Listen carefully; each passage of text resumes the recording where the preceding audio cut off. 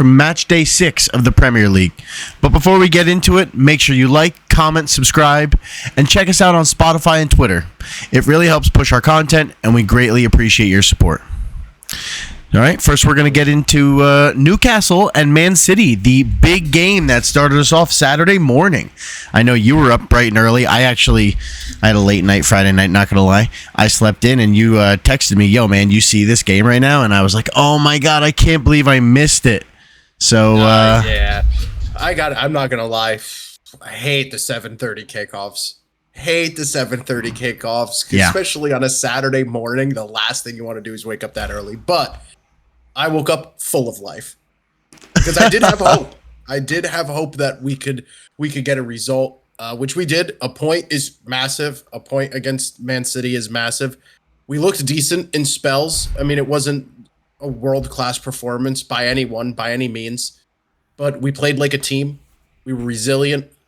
We went down not early in the first half. 35th minute, Gvardiol kind of just moseys on in and scores a goal.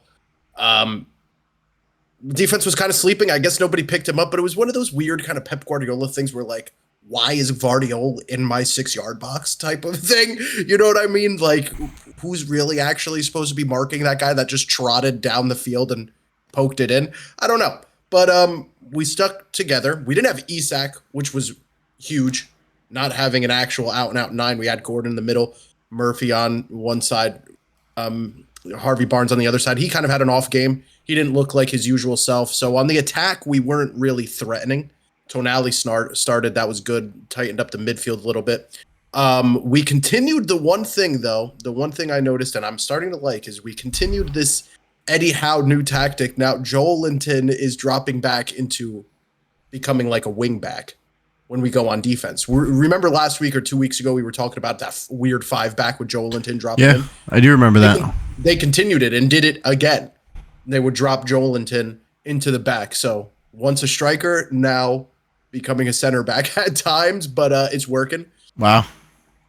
We got a penalty, and Gordon scored it. Great for his confidence, especially because he's right in the middle of contract talks, I think, right now, too, about a renewal and whatnot. So they had a tifo of him up. Huge for him to score the penalty, and I'm happy to walk away with a point. We also stopped Haaland. I think it's the first game Haaland didn't score.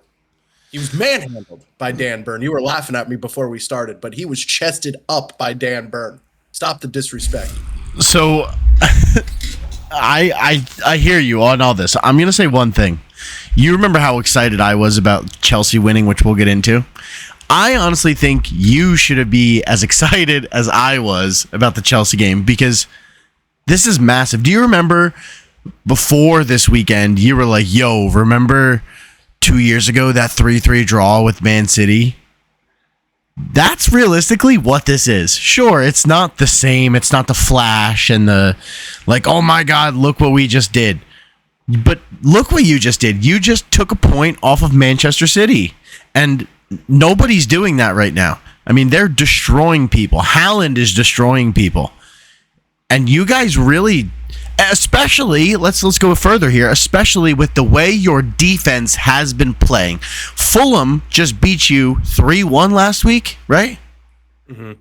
So for your defense, for Dan Burn, you know, I mean, I don't want to pick on Dan Burn, but for your defense and your team as a whole to play that way, it's honestly amazing. You remember a couple weeks ago, I told you these are the games that win Premier Leagues. These are also the games for Man City that lose Premier Leagues because you see Arsenal fans excited. They won this weekend. That's huge for them. But you did that to them. You know, I mean, Arsenal couldn't do that to them. Look what happened last week. So, again, that's why I always say that. Just before this video, I told you I still think Newcastle is underrated. I really do.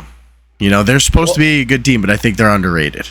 Well, one thing... you played without Isak, like everything, dude. It's actually unbelievable what you did this weekend. It really is. It really is, and I'm definitely was excited about it. I was going nuts. The penalty was a penalty. I don't think there was any debate about that, but the one thing was after the game, going back and rewatching it, watching some views, listening to some people talk, This game, besides the actual outcome of the point, I think this is going to be the game that sparks our season. And I said this in the last video, in the last episode, that this could be like the start of our season. This could be something that gets us back on track because we've been kind of washy a little bit, especially coming off of the defeat last week. But all the people, all the players, they bought in to what Eddie Howe wanted to do for this specific game tactically, and everyone performed their job how they were supposed to. Nobody overextended. Nobody was underwhelming in their role.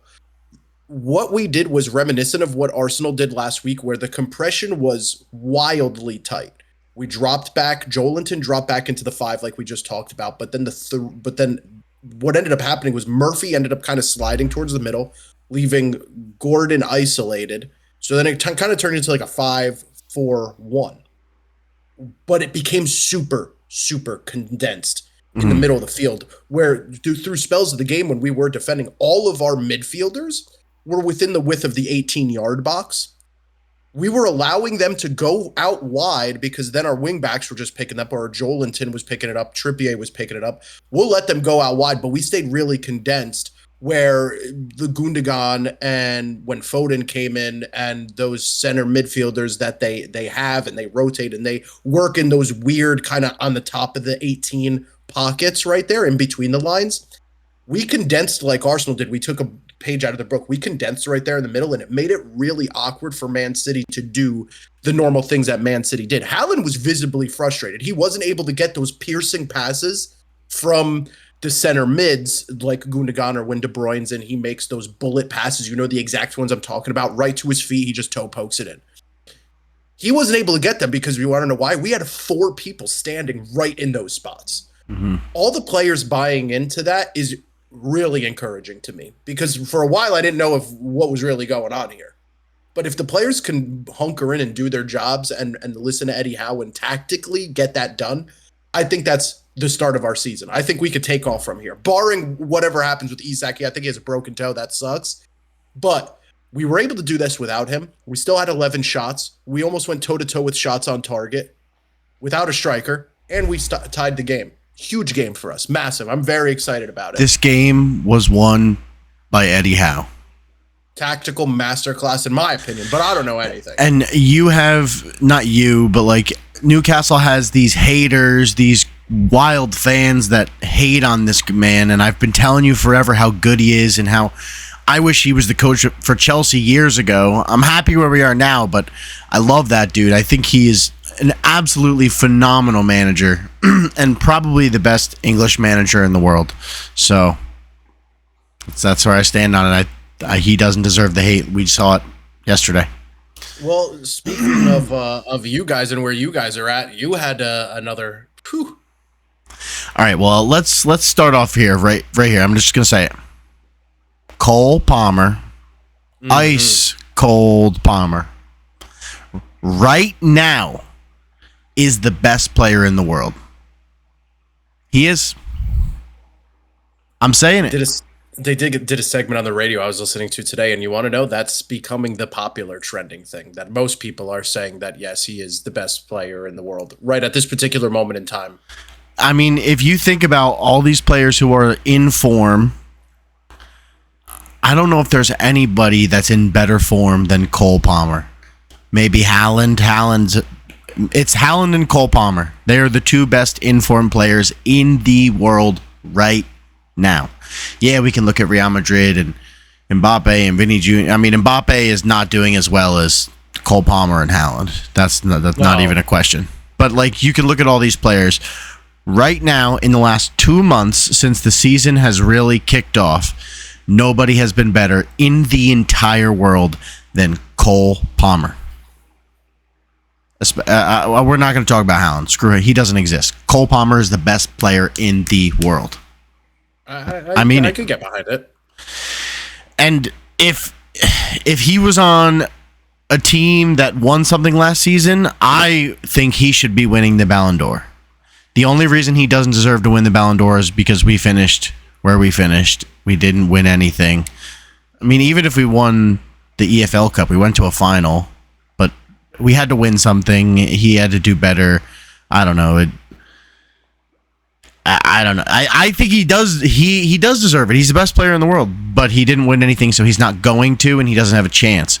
But if he plays this good for the rest of the season, whether we win something or not, he deserves a Ballon d'Or next season, because I don't think I've ever.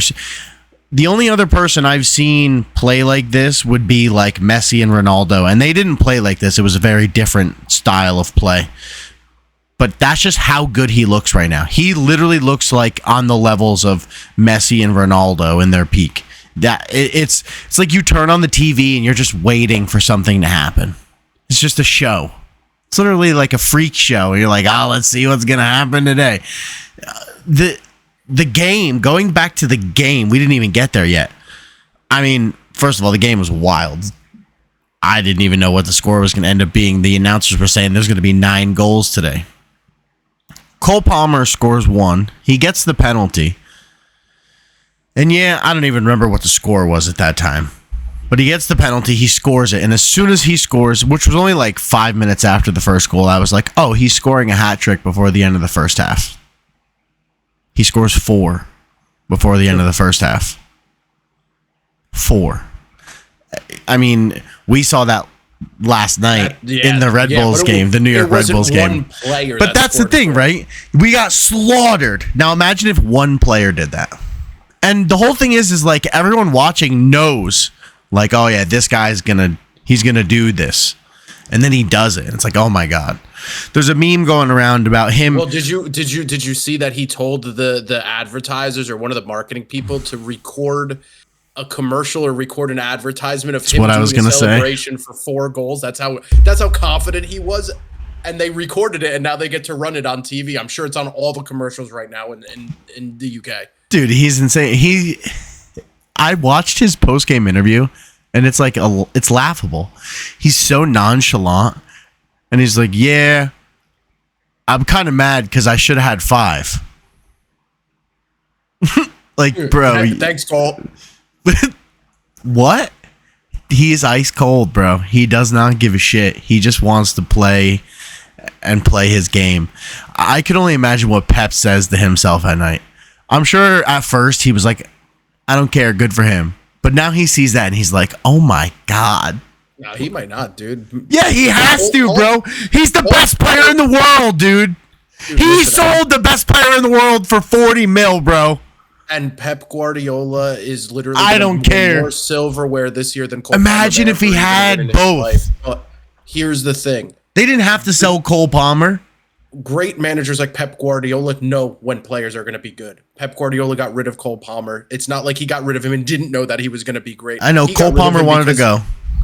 And because I don't know if Cole Palmer's the type of player that would actually thrive in a Pep system. Like you just said it yourself. You're true. Cole Palmer wants to play Cole Palmer's football, and he wants to go out and have fun. And it's almost like every time he plays, he's playing street ball. Pep Guardiola hates that. One of the reasons he hated Zlatan was because he hated that was Zlatan's kind of philosophy where I'm going to go out there and do my game and win. Yeah. Whether you like it or not. I think that's half the reason Pep didn't get rid of him like, oh, this guy stinks, I'm getting rid of him. Pep probably didn't want to or knew that he was mad good, but he wasn't a Man City player. I can't see him being on Man City.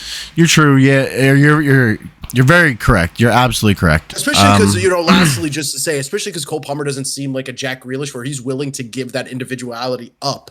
No. To play for Man City, where Jack Grealish used to be really explosive, and now he's a back tap merchant. Well, you see that Palmer. He would never do that. You could take one example. The beginning of last season, he was in the Community Shield. You remember he came in and scored the game winner, or not the game winner or something. He scored because I don't think they won last season, but they won this season. But he scored a goal, and he came down, cut inside, and curled one in far post. And that's not how Man City play. They pass, opening, curl one in far post. No, he came down and just beat his man, cut inside, and whipped one. And that's how he plays. And you're right, that's not how Man City plays. So I could see Pep being like, you can't do this. You can't, yes, you scored a great goal, but you can't do this every game. Because like you said, Jack Grealish used to play like that, and he doesn't anymore. Going back to the game though itself, man, we look amazing going forward. But holy shit, dude, we are so bad in the back. And I mean, it's the way we play. We leave 2 guys back. You have 2 defenders, and there's, 8 guys forward. And that's why we look so disgusting. But I don't know how you can sustain this. How can you do this against Manchester City?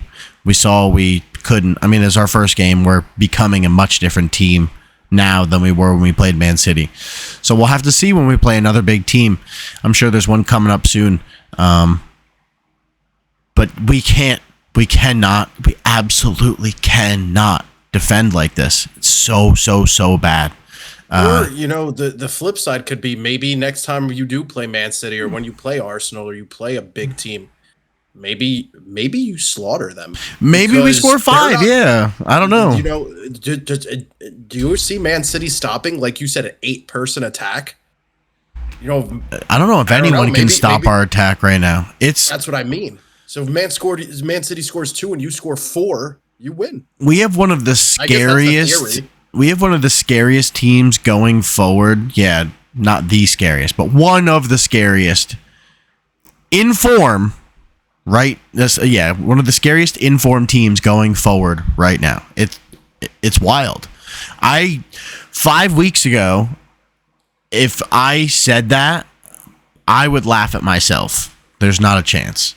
So it's pretty unreal where we are right now. It's so awesome to watch, though. I have to say, it is so awesome to watch. Because once they start flowing, it's like, there's another one coming. There's another one coming. You can feel it. Oh, yeah. It's unbelievable. But again, you can't let those 2 goals in. So, who else? Nicholas Jackson. I want to talk about Nicholas Jackson. Multiple times, Nicholas Jackson could have taken a shot. But he knows he sucks at finishing. And he also knows my good buddy, Cole Palmer, is right over there. And at this point, it's also like, this guy's on your team. It's like, I just want to give him the ball. Just give him the ball. Right? I'm going to make a play, and I'm going to look for Cole Palmer. And that's what he does now. And we would not have scored those goals if it wasn't for Nicholas Jackson being selfless. So shout out to Nicholas Jackson, dude. He's really becoming a smart striker, a very smart striker. He does still need to work on his finishing, and he'll get there. He's still really young. But, man, again, 5-6 weeks ago, I had faith in Nicholas Jackson, but I think he's really becoming something. And you've been telling me this for years, that he has the potential. And it's starting to come out. He's starting to, like Haaland. Haaland's starting to, I'm not comparing Haaland to Nicholas Jackson. I want to say that. Don't murder me, please. He's starting to, get different parts of his game in place. He's starting to figure it out. He's starting to be more well-rounded. He's not a one-dimensional striker. And, I mean, Nicholas Jackson wasn't a very good one-dimensional striker either, so he's really starting to become a much better, well-rounded striker. That's the difference. Haaland was an insane one-dimensional striker. Still is. But, yeah. Again, same thing I said the last couple of weeks. At the end of the day, I don't care how it looks. I don't care if it's close, if it's a massive gap. 3 points is 3 points, baby. And I mean, what place am I in right now? Oh, it's a beautiful thing. 4th place. Chelsea are in 4th place right now. I cannot believe that. We should be. Yeah, we should be, but I still can't believe that. And honestly, I think we're here to stay. I really think Chelsea are going to finish in a European spot this season, of course. And, man, I predicted us to finish 10th place. So I'm just happy. Man, I've been through some hell the last couple of years, and I'm so excited to watch Chelsea every week, so I can't wait till next week. On that note, let's go through the rest of the games. We had Brentford West Ham 1-1. West Ham again, Vinny. They cannot get 3 points. Yeah, I don't even have any words. They're not good. They need to figure it out. That's that simple. They need to figure it out because it's not going to look good for them. On that note, a team that is maybe figuring it out, Everton wins 2-1 over Crystal Palace. Massive win for them. Massive win. Honestly. That guy, Dwight McNeil, 2 goals. And it's funny because the past 2 weeks, what Everton has lost from a winning position, lost. This is the first time they were in a losing position and won. So yeah, right. Good for them. But on the flip side, Crystal Palace is like, dude, Mark Gay, he's probably wishing he was on Newcastle right now. Yeah, that's true. I'm just saying, because I don't know. Is it really possible that a team could crumble like this just by losing one player? Obviously, I'm sure they lost other players, and I haven't looked at their transfers, but losing Elise really make you now a relegation battle team when you just finished in the top half last year? I mean, they drew with us, but I think we played like shit that game. We're literally in 17th right now. Eze is like not really the Eze of last year. Mm-hmm. Maybe it's hard. Maybe he's the type of player that needed a sidekick, and now that Elise's not there, I don't really know what's happening at Crystal Palace. Good for Everton. Yeah. I'm glad they got a win. Huge for them. Crystal Palace though, this weird slide that they're on right now. Like I said, they're in 17th, man. They're in a relegation spot right now. Yeah, it's not good. Not good. No. All right, next game. Arsenal beat Leicester City 4-2. I mean, I do not care. I don't hate Arsenal, but I don't like them. But wow, good for them. 4-2. Man City draw 1-1 with you. They need these games. They just lost to Man City last week, so it doesn't close the gap. Arsenal But drew with Man City. Yeah, I'm sorry. You're right. They drew, but right. They needed this. They win. Get that 3 points. Almost scary though. It was almost scary. Yeah, you're right. That weren't they down 2-0 at first? No, there was like an own goal in there. Arsenal. I didn't watch the game. You were telling me about it though. I think they were up 2-0, and then there was 2-0 for Leicester, and then Leicester scored an own goal to make it 3, and then I think Havertz scored. Maybe what does it say here? Yeah, Havertz scored in like the 100th minute. Shout out to Kai Havertz. Good for him. Happy he's figuring his game out and he's found a place that loves and accepts him and he can thrive in. So good for him. The stats for this game though, because I had to pull them up and look earlier. So I had them up, and dude, they make me laugh every time I look. Arsenal 36 shots to 5. To 5, bro. That game should have been 6-2. On target. 8-2. That's wild. Almost 700 passes to 230. Shout out to Leicester for only losing by 2 goals. Dude, and the only reason they did was a 94th minute own goal and a 99th minute Kai Havertz goal. It was 2-2. Oh, wow. I didn't even know that. Wow. Okay, so Arsenal, that's a huge game for Arsenal then. Good for them. Yeah, they stuck it out. Yeah, so that was a game for them. Good for them. All right, well, Fulham beat Nottingham Forest 1-0. I have absolutely nothing to say about that game. Other than Fulham, dude, that's 2 wins in a row for them. They beat you. Fulham's in like 6th or 7th place, right? And I think the other thing is that Raul Jimenez 4-game scoring streak. I believe this is the 4th game in a row he scored. Fulham is in 6th right now with 11 points. Yeah, they're ahead of me. I'm in 7th. Good for them. Okay. Yeah, Jimenez has been on a tear. Next game, Liverpool beat Wolves 2-1. Did not see that game either, I'm not going to lie. But Liverpool are top of the table right now, dude. Did not expect that at the beginning of the season. They look good. Speaking of Jimenez, I'm sure the Wolves wish they still had him because they're actually abysmal. They're horrible. Dude, they have like a negative 11 goal differential, wow. 0 wins. They're in 20th place. Like they might actually be in complete and utter free fall right now. It's bad. That's wild. I didn't even realize that. They are in 20th place. That's crazy. Okay. All the teams, all the go ahead. teams that, because the next game up is the Ipswich game, right? Yes. So Ipswich, Aston Villa draw 2-2, right? So this is perfect. This is exactly what I'm getting at. What a game, by the way. That's insane. Wild game. Everyone knows I'm a secondary die-hard Ipswich fan. Don't lie to the fans here. No, but the relegation teams right now is Crystal Palace, Southampton, and Wolves. Only one of those teams were teams that we predicted would be in a relegation spot. Now, granted, it's only match yes, day it's so early, but it is weird to think about. And then you see this result: Ipswich 2, Aston Villa 2. Yeah, dude. Won a game, but that's a win. That's a goddamn win, and it was a comeback win. Delap scored in like the 75th minute to draw it level. Delap on a brace, 72nd minute. That game is just like the Premier League. That's if you looked up the Premier League in the dictionary and there was just like a video, it'd be that game.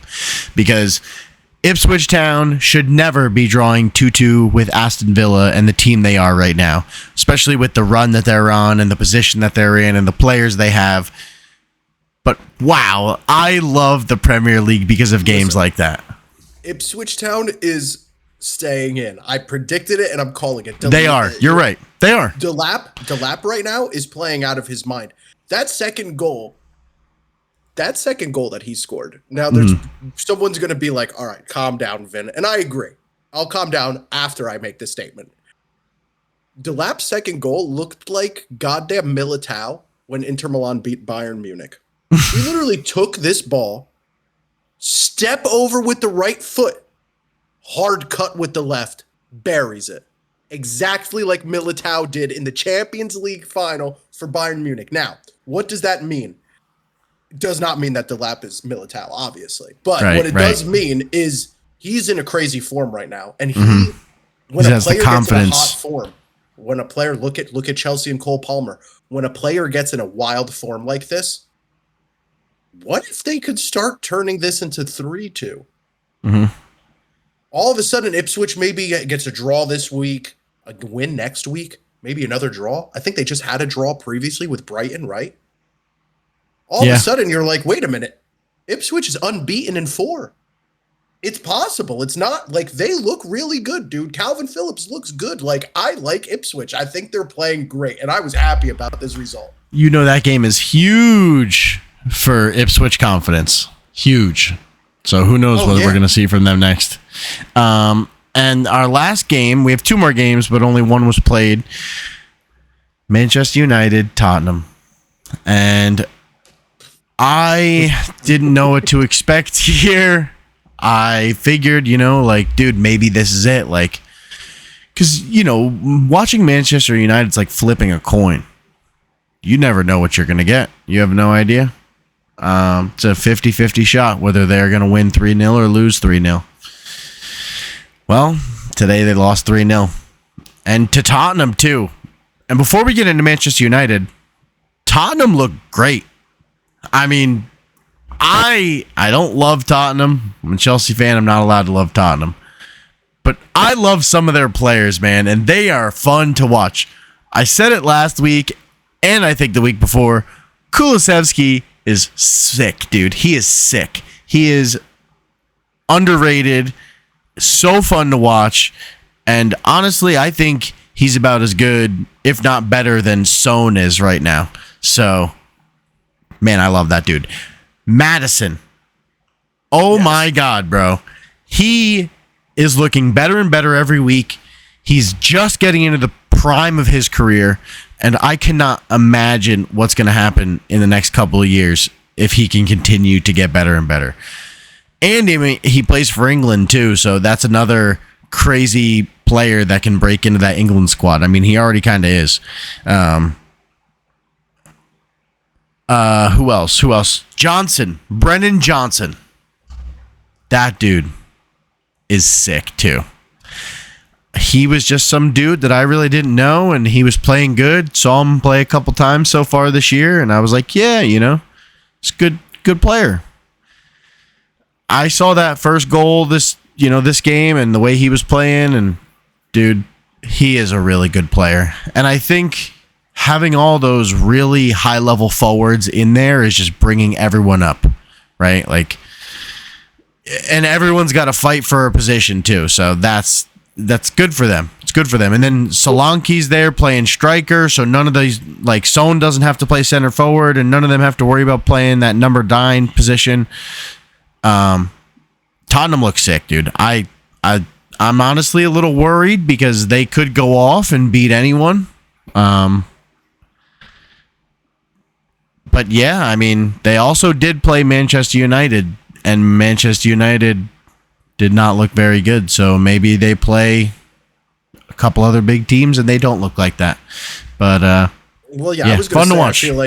I feel like I get your sentiment, but no, I don't agree at all. No, I don't. I don't agree at all. Yeah, I think Tottenham's good, but I don't think that this has proven anything. I mean, their first goal was Van der Ven on Tottenham literally took the ball and dribbled it like 75 yards in a straight line. Not a single Manchester United person got near him. He did beat the 2 guys at the very end of the run, and I think that did kind of throw off Onana. Onana didn't look like he was ready for that dude to break through those last. Like he knows how to play goalie. Honestly, I was so upset about that goal because I watched it and I was wondering when you were going to get into it. Right into it. Okay, I know people be like, oh well, it's going across, and whatever Dallo is supposed to be back there guarding. Diego Dallo, yeah, he did not track his man back at all in that first goal. No, he didn't. No, he didn't at all. But it was his fault. Onana was Johnson. Like six inches away from the ball. That was right at his feet. All he had to do was stick out any part of his body. He did go like this. All he had to do was do anything. Literally anything. I mean, maybe even breathe. He could have breathed and it might have even just threw the ball off, but he just watched. He just did nothing. He just did absolutely nothing. So I think maybe Tottenham is, Tottenham's Tottenham. They're trending in a No, dude, they're good, bro. I'm telling you. They could look scary. They got some really good players. They have really good players, and they have an idea, which something Man United doesn't have. Postecoglou has an idea. You have no idea. I don't. Eric Ten Hag has no idea. No, but you want to know something funny? Actually, right before this game started, my buddy Amadou, he's a Tottenham fan. Mm-hmm. So I texted him. He texted me something saying, like, watch, he's going to lose today. Right before the game started, he's like, oh, Tottenham's going to lose today on, like, some dumb last-minute goal. And I was like, no, this is my exact text. At 10:28, exact words that I said to him. Ready? Nah, Johnson's going to get a hat trick. He didn't get a hat trick, but he scored. Dude, I kid you not. Bruno Fernandes red card. It's literally what I texted him right before this game started, which actually ended up happening. A little harsh. But anyway, yeah. Then I made a joke about Casemiro's going to become the Man United head coach. And Ten Hag's going back to the Netherlands. 3 of those things almost happened. One of them did happen. Ten Hag might actually be not the Man U coach anymore. Casemiro might be old enough to become the new head coach. I might have hit every single one of them on the head before the game even started. You should have made a bet. Dude, if I would have bet Bruno Fernandes red card, then he'd be suspended for probably gamble tampering. It'd be Bruno Paqueta. Hell yeah, dude. Good old yeah, Man U's garbage. And honestly, Sandro Tonali. The first goal they scored was Marcus Rashford's fault, and I don't care if that's a hot take. I'm pretty sure he was like dribbling the ball and just dribbled it right into Van der Ven, who then dribbled it 70 yards the other direction. It was pretty sloppy. And then he also, not even like, I think it was 15 minutes later, he hits the post. Or no, he hits the post. He shoots the ball right at the keeper. This goes back to our initial conversation weeks ago about he's a confidence player. He has zero confidence. He can't finish because he has no confidence. I mean, I don't even know. How is he going to get any confidence playing with that team, playing in that system? There's no chance. It's over for them. So I don't think that Man U's got anything left. They're going to be a very bad team.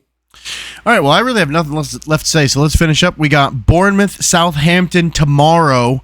That is not that crazy of a game. I'm sure for some people it is. If you're a Bournemouth or Southampton fan, good luck to you, my friend. But yeah, we'll see what happens tomorrow. I'm pretty sure there's a bunch of like crazy European games this week or something. There's got to be, dude. There's just so many games going on right now. So make sure everyone checks out some games this week. Next week, we got, let's see, any big games? Aston Villa, Manchester United. That's a pretty big game. That is a pretty big game. Looks like you're playing Everton. That's a big game for Everton. And I am playing Nottingham Forest. So that's not a big game for me, but they're pretty good this season so far. And I mean, we're pretty good. Let's hope Cole Palmer scores 5 in the first half. So shout out to Cole Palmer, man. Best player in the world. 4 in the first half of the Premier League. Only player in Premier League history to score 4 goals in the first half. Let's go, baby. Keep that blue flag flying high. I don't even have a natural goal scorer on my squad, so it's fine. It's all right. You're playing Everton. Everton's on a hot streak, baby. They scored twice. It's over. Maybe they'll score 2 and then you'll score 3 in the last 7 minutes of the game. We'll see. All right. Well, anything else? You good? No, I'm good. I got nothing. All right. That's it. One more thing.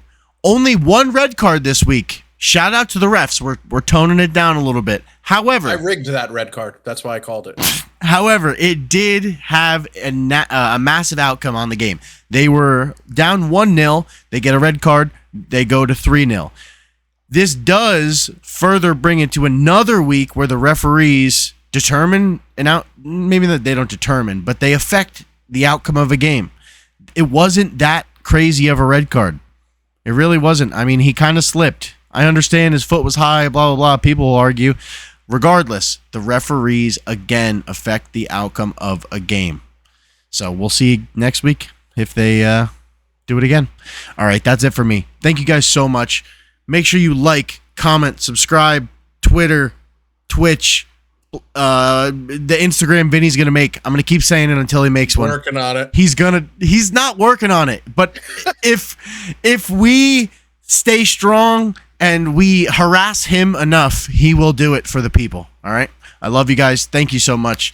Again, like, comment, subscribe. We'll see you next week. Peace.